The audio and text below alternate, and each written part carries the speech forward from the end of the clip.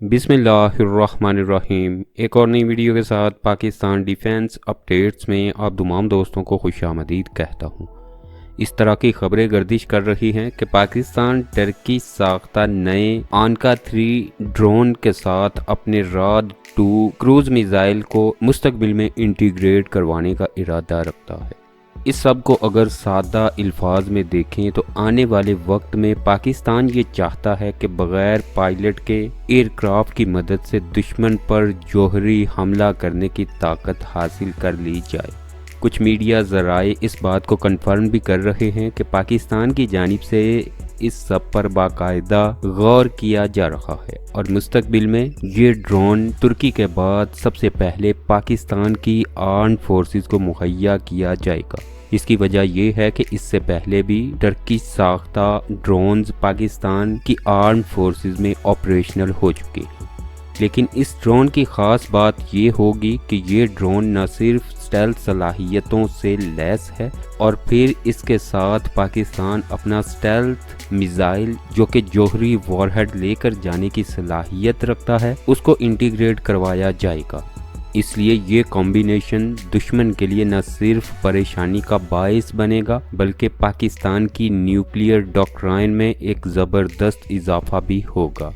Turkish आनका 3 drone एक ऐसा drone है जिसको फ्लाइंग विंग भी कहा जाता है और इसको ख़ास तौर पर टर्किश कान स्टेल्थ फाइटर एयरक्राफ्ट के साथ एक्सपोर्ट एयरक्राफ्ट के तौर पर डिज़ाइन किया गया था और टर्किश स्टेल्थ एयरक्राफ्ट इस ड्रोन को कमांड एंड कंट्रोल करने की पूरी सलाहियत रखता होगा। लेकिन दिलचस्प बात यह है कि इस ड्रोन को मुकम्मल तौर पर आज़ादाना हैसियत से भी ऑपरेशनल किया जा सकता है।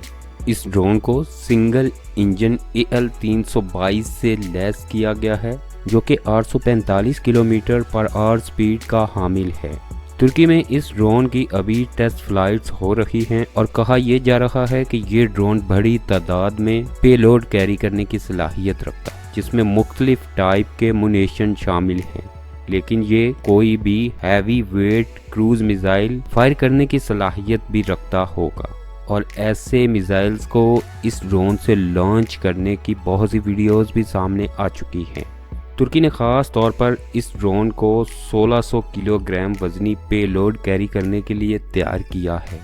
इसलिए ये कहा जा सकता है कि पाकिस्तान अगर मुस्तकबिल में ऐसा कोई ड्रोन तुर्की से हासिल करता है तो पाकिस्तान अपने किसी भी क्रूज़ मिसाइल को इस ड्रोन से लॉन्च करने की सलाहियत हासिल कर लेगा। यही वजह है कि पाकिस्तान के राद 2 मिसाइल को अभी से ही तुर्की के इस ड्रोन के साथ जोड़ा जा रहा है।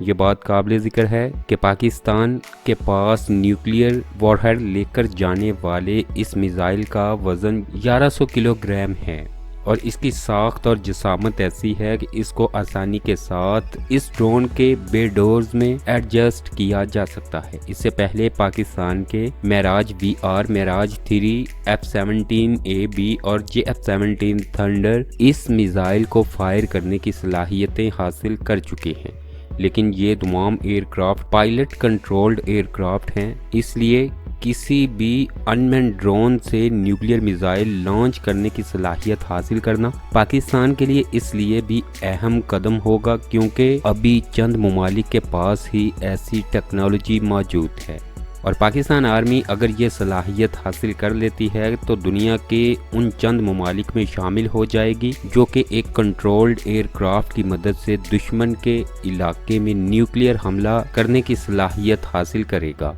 तुर्की का ये ड्रोन अभी अंडर डेवलपमेंट है और इसकी टेस्ट फ्लाइट्स हो रही हैं और अब तक की खबर ये है कि ये ड्रोन आखिरी टेस्ट मराहिल से गुजर रहा है और तुर्की से पहले हासिल किए गए ड्रोन को देखते हुए ये कहना गलत ना होगा कि ये ड्रोन पाकिस्तान की आर्म्ड फोर्सेस के पास मौजूद होगा और इसके साथ ही पाकिस्तान रिमोटली कंट्रोल्ड न्यूक्लियर हमला करने की सलाहियत भी हासिल कर लेगा। आज की अपडेट में इतना ही। मज़ीद अपडेट्स के लिए चैनल को सब्सक्राइब कीजिए। अपना ख्याल रखिए। अल्लाह हाफिज़।